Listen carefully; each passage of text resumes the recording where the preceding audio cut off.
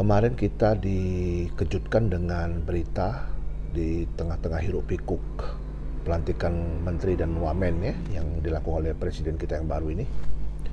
Kita dikejutkan dengan adanya 3 oknum hakim dari Pengadilan Negeri Surabaya ditangkap oleh Kejaksaan Agung dalam perkara gratifikasi dan penyuapan. Nah, berita ini berbarengan dengan pertanyaan yang diajukan kepada saya oleh seorang subscribers yang menurut saya perlu saya jawab ini.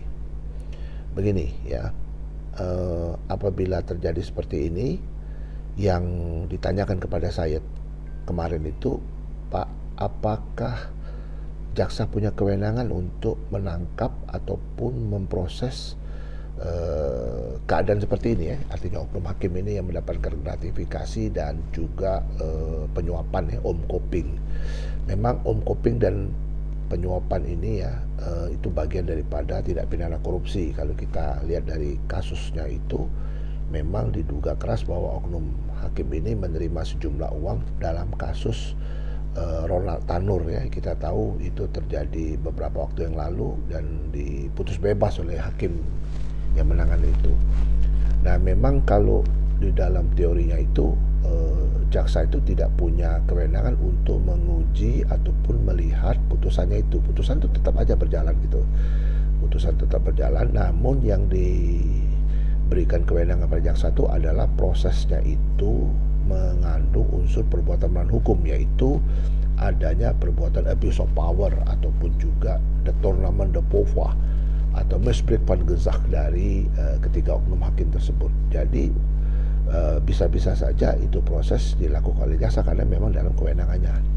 Nah, pertanyaan yang lebih menarik lagi dengan saya itu yang ditanya oleh subscribers itu adalah mengenai pertama, Pak, bagaimana Pak kalau nanti bisa dibuktikan oleh jaksa di pengadilan terus oknum hakim ini mendapatkan vonis dan bersalah dan dihukum gitu, seperti itu ya. Bagaimana produk hasil dari putusan tersebut kan gitu.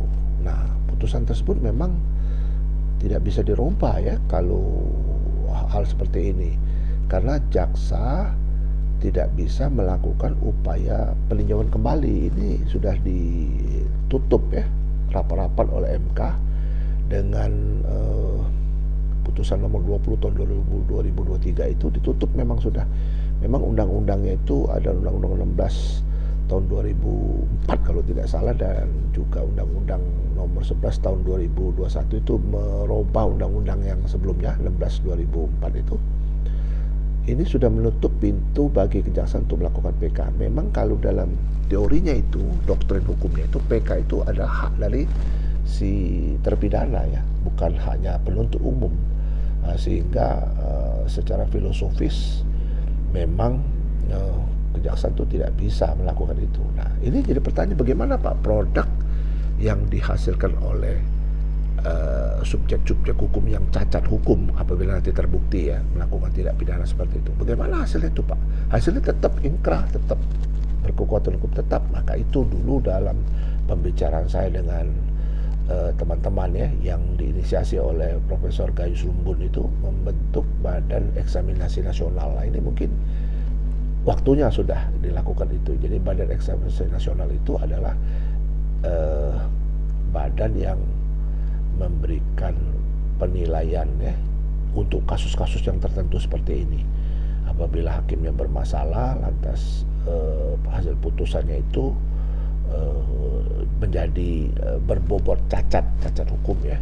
Ini kan tidak bisa diuji di PK, tidak bisa diuji di tingkat yudisial di Mahkamah Agung, tapi bisa juga diusulkan untuk membentuk Badan Eksaminasi Nasional ini supaya orang yang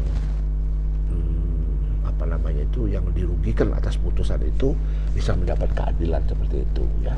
Kalau untuk PK saya kira udah tertutup nih, ada putusan MK tahun 2023 nomor 20 itu. Dan tidak bisa, jaksa tidak bisa melakukan PK. Jadi apakah ada terobosan-terobosan baru, nantinya kita lihat gitu loh.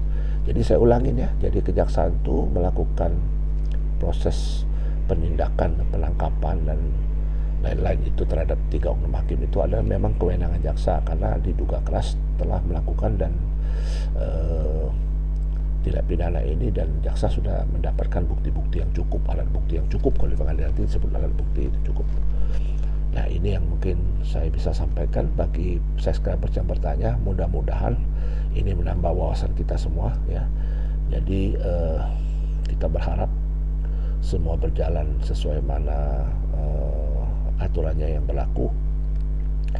Mudah-mudahan ya keadilan akan kita bisa capai, walaupun harus tertatih-tatih dan terseok-seok untuk mencapai keadilan tersebut. Tetap semangat, terus bekerja, dan sukses.